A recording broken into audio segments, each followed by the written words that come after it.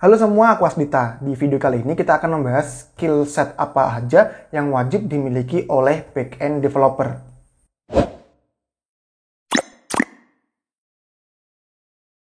Mungkin teman-teman ada yang belum tahu tentang apa itu backend developer.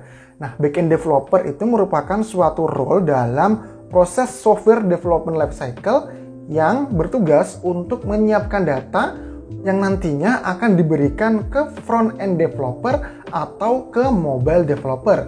Nah, selain itu, back-end developer juga memiliki tugas untuk melakukan integrasi antar service. Kerjanya back-end developer itu lebih banyak di belakang layar dari suatu aplikasi. Jadi, hasil kerja back-end developer nggak langsung dilihat oleh user.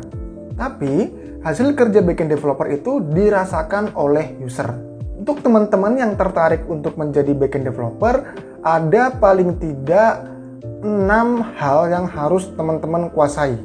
Pertama, yang harus teman-teman kuasai untuk menjadi backend developer adalah communication protocol atau protokol komunikasi adalah suatu kumpulan aturan yang digunakan dalam suatu jaringan komputer. Nah, protokol komunikasi ini mengatur bagaimana komputer-komputer yang ada di internet itu saling terhubung. Protokol yang sering digunain ketika kita sebagai backend developer tuh sebenarnya ada 3 ya. Teman-teman fokus aja ke 3 protokol ini. Yang pertama ada protokol HTTP, lalu ada protokol WebSocket, dan yang ketiga ada gRPC. Nah, sebagai bocoran, gRPC ini nanti akan sangat berguna kalau teman-teman sudah menguasai yang namanya microservice. Nah, ketika teman-teman sudah menguasai konsep-konsep communication protocol, nah teman-teman harus tahu tentang web server. Teman-teman harus tahu bagaimana web server bekerja, bagaimana web server memberi respon, memproses respon, dan menerima request. Nah, ada 2 jenis web server yang paling sering digunakan di tahun-tahun ini.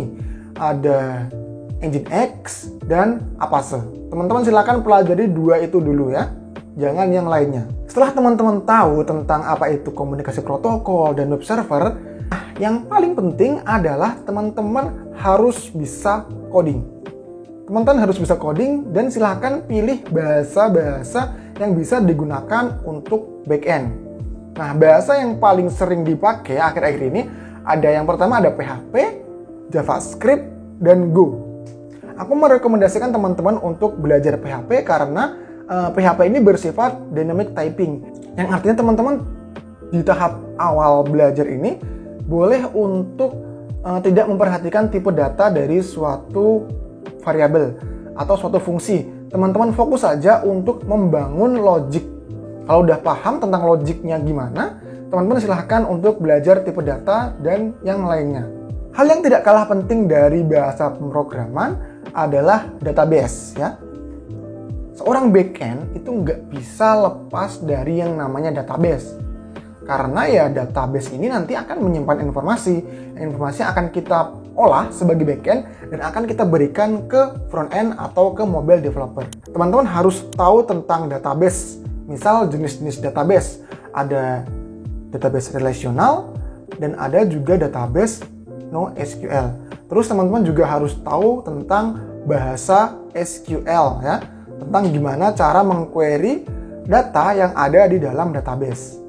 Selanjutnya, teman-teman juga harus tahu tentang konsep-konsep apa saja yang ada di dalam database. Misal ada konsep transaction, ACID, dan konsep yang lainnya.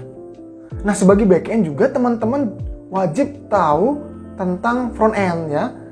Tapi teman-teman tidak perlu sampai belajar mendetail ya. Teman-teman cukup tahu tentang dasar-dasar front-end. Misal dasar HTML, terus CSS, dan JavaScript dasar untuk front-end.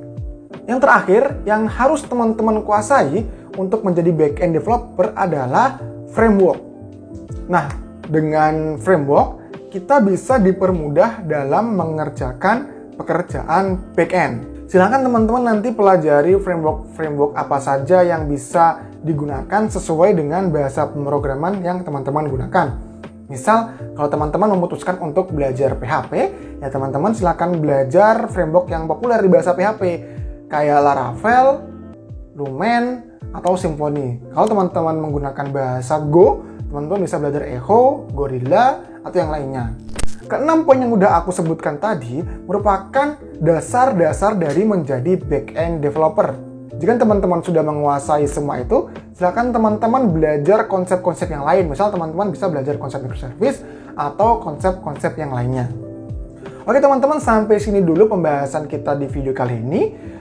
Silahkan bagikan jika menurut kalian video ini bermanfaat. Oke, aku Asdita, sampai ketemu di video berikutnya.